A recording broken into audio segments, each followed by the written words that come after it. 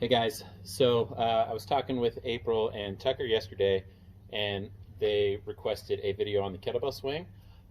Seeing as how we're going to be doing 10,000 of them, it seems like going over a little bit of technique and form might be in order. So good call, guys. Let's talk a little bit about that.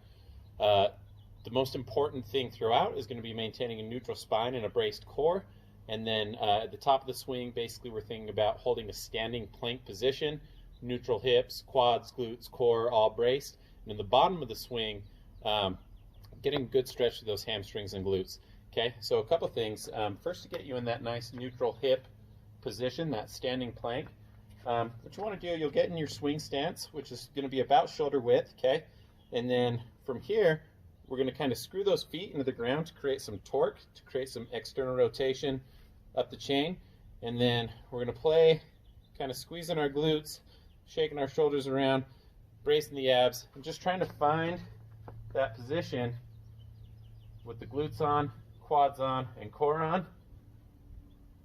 Okay?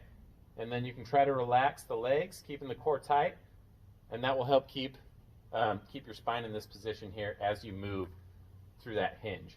Okay, so take some time, play with that torque, feel things out a little bit, and then once we've got that,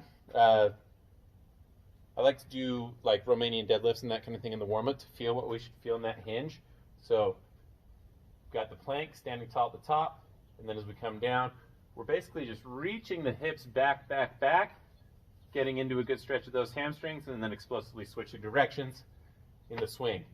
So I'll go over a couple things with the setup, the swing, everything like that, and then I'll post a kind of slow motion video. I'll cut that in here so you can kind of see what we're looking like. So in our setup, we've got our imaginary bell right here.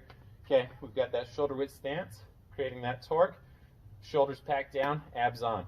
Always try to get set in that position before you get down on the bell. You're going to find that you're a lot tighter here than if you were to just, come down and then try to get organized. So shoulders packed, abs on, hinge at that hip, getting into those glutes and hamstrings as you come on down onto that bell.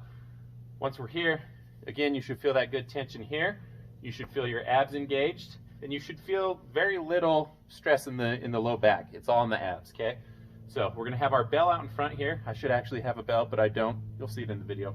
We're gonna grab that bell and kind of drag it towards us to engage the lats, pack the shoulders down, okay? Then from here, we're gonna just hike straight back, and then it's just standing up explosively. We're gonna drive down, hips and knees extend together. Boom, we're gonna throw that bell out to about that shoulder height. We're gonna keep that standing plank nice and tall, waiting for those arms to come back and make contact with our body before we go back into the hinge. Big mistake we see is starting to hinge with the arms disconnected. That's gonna bring the bell down, pull you up onto your toes, and get you out of that stable position. So be patient during the float, arms reconnect with the body, push the hips back into that good stretch, and pop up. For this to be, if you want to really take this to the next level, you're going to think about doing that hard style swing as much as possible, which is during the float, actively squeezing quads, butt, core, like you're bracing for a punch, and then coming down. I tend to do that with the sets of 10, 15, 25, and then I tend to go more flowy, kind of more efficient, like you would in a CrossFit workout for the sets of 50. You're welcome to try the hard style on the 50, but you'll find that it's very taxing and challenging, but more power to you. Okay, so I'll go ahead and throw that slow motion video in there so you can kind of take a look at what we want to see. Biggest thing though to practice, and you can film yourself doing this to get that feedback, is this hollow plank position at the top of the swing, rather than what we might see is hips forward, a little bit more soft knee, a little more arch in the low back. We want, boom, straight up, everything nice and tight. Okay, happy swinging. Go ahead.